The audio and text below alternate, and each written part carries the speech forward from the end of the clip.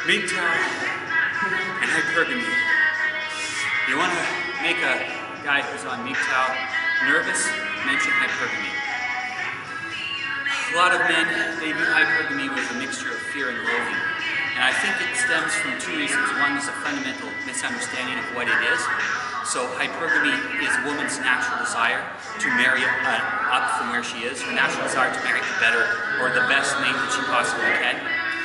And the other problem is, besides the lack of understanding what it is, it's just a natural force of nature that can't be changed, is the fact that they think it means it's synonymous with disloyalty. And that's not true. So this again comes from the RK split. So R-selected men and women, they look at hypergamy as a constant trade. So as if women who are on the R-selected side, they always want to trade up. It doesn't matter what kind of relationship they're in. They can be married, they're still looking to trade up.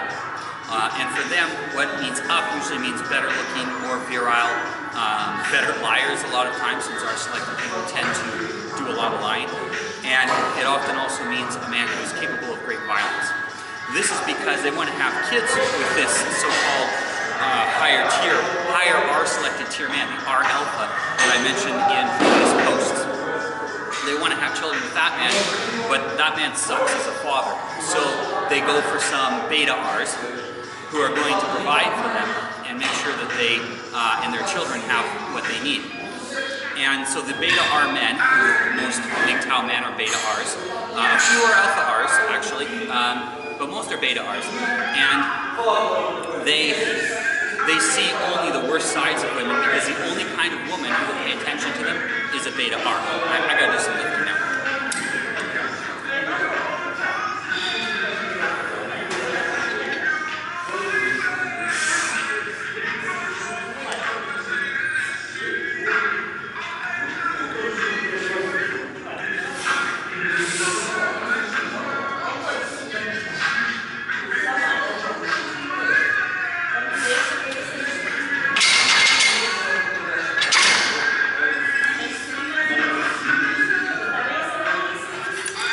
So,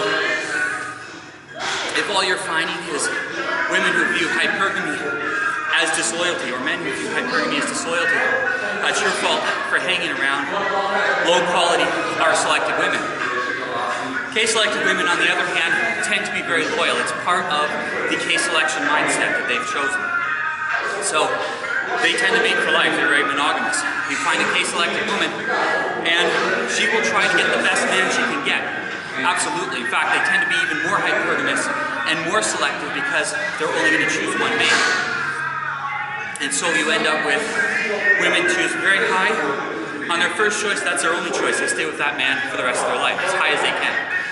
So the thing is if you're an R-selected man, you're never going to find those K-selected women. They will avoid you like the plague. They also avoid R-selected women as well. So if you're in a group where there's some R-selected women, you won't find K-selected women. And there's a huge split. K-selected people go one way, R-selected people go the other way. So, gotta do some more lifting. Let's check the time. Nah, I got a few more seconds. Gotta be more patient. So, you want a K-selected woman, you gotta be a K-selected man. If you're an R-selected man, you got a lot of biology, propaganda, and probably some childhood trauma to overcome. Now it's time to lift.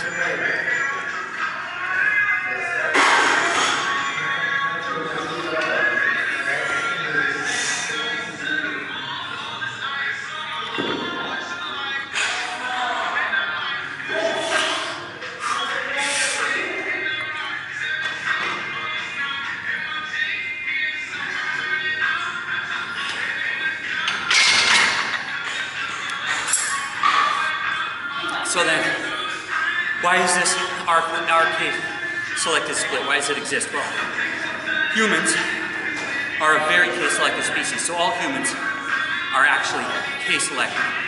But there is a spectrum of K-selection. So within that spectrum, what are we going to label, say, the right side is? Of course, it'll be labeled K. Doesn't make sense to label the left side also K because we're all in that RK. Well, it makes more sense to label the left side R. Even if we're all and the K is the best way to understand it. So we're talking about people who tend towards more K-selected behavior or tend towards more R-selected behavior. I don't think anyone is 100% on either side, but there tends to be a cluster. Unlike, say, the IQ bell curve, where most people are in the middle, the RK selection tends to cluster out to the sides a little bit because R's and K's don't tend to get along, don't tend to be able to stand each other. Okay, almost time left again. Therefore, if you're K-selected, you're pretty much going to think everyone's K-selected because that's who you're meeting, that's who's attracted to you. Those are the only kind of people you can stand. If you're R-selected, it'll be the same way. K's will reject you. Next, we'll talk about why R-selection exists in a species that is so K-selected. But first, we got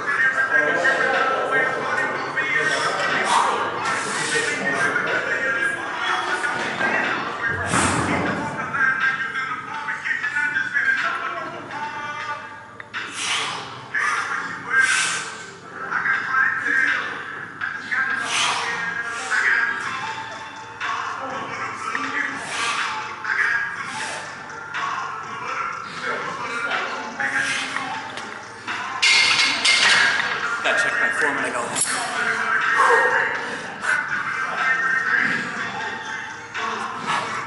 Okay, so why have we got R-selected people in a K-selected species? Well, R-selection is a biological entity's way of dealing with an extreme adverse climate. So let's say there's a very violent, high predatory climate. Parents aren't always available to raise the children. Perhaps there's an extremely large amount of offspring, and because of that, they can't devote attention to any one of them. Fatherless children tend to go R-selected. Without a father around, their life is going to suck, and they need that father there to put stability and to make sure that they learn good K-selected behaviors. If they have a single mother, their single mother probably was also R-selected, and so she's going to tend to teach them R-selected behaviors, and probably their father was R-selected as well. Now, almost certainly there's a genetic component to this, but like all genetic components, it gives you a tendency or allows you to be in a certain range, but then your environment and decisions you make as an adult decide where in that range you're going to be. And I think even the most genetically R-selected person could become at least towards the middle of the RK selection. At least they can make a lot better choices. But they need to know what they are and how to make those decisions. So, childhood trauma, some genetics, some environment, and some bad decisions get people into R selection. The longer you're in R selection, the longer you're in that mode of thinking, the harder it is to find K-selected people, the harder it is to get out of it. It's a negative cycle. The same thing when you are K-selected. When you're younger, you might not be as K-selected in your teens. Get into your 20s, you become a little more K-selected. You get married, you have kids, and suddenly you find yourself extremely K-selected. That's not unusual. We'll tend to, as I said, cluster to the ends of the spectrum. And that's just natural biology. Time to lift again.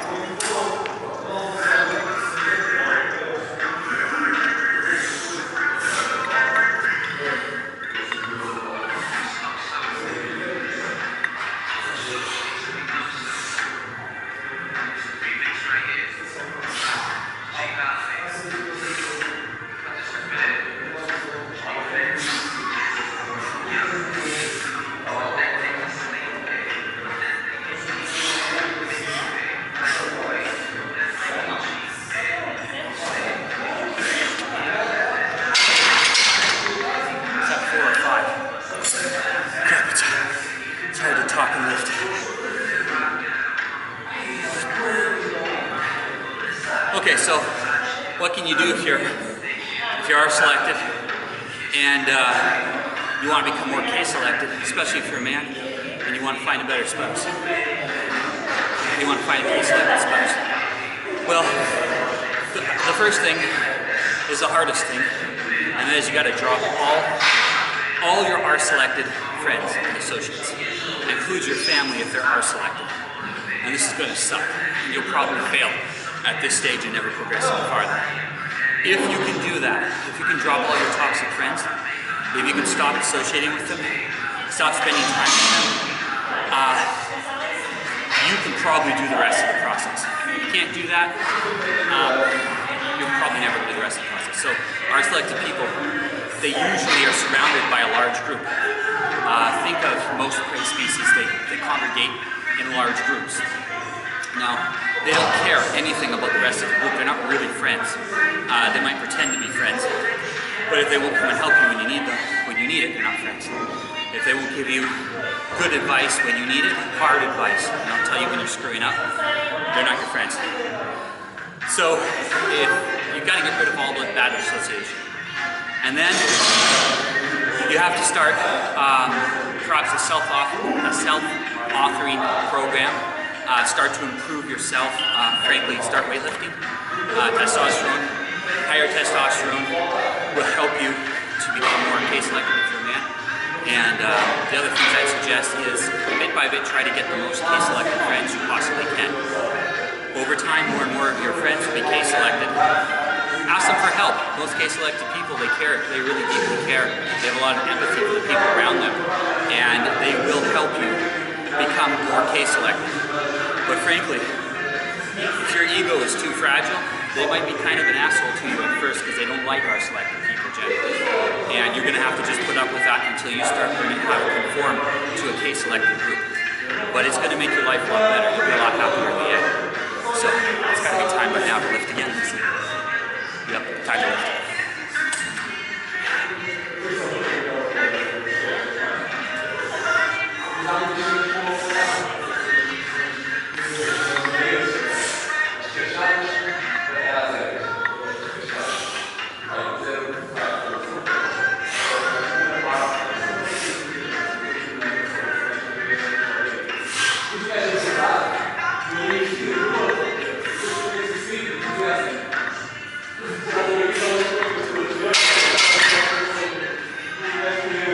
Found this advice useful, join us at smb4k.com.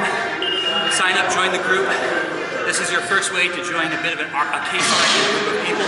If you were R-selected previously, we'll give you good advice and help. If you need coaching, that option is available there too. And we look forward to seeing you. And we hope that you have a better life. Thanks.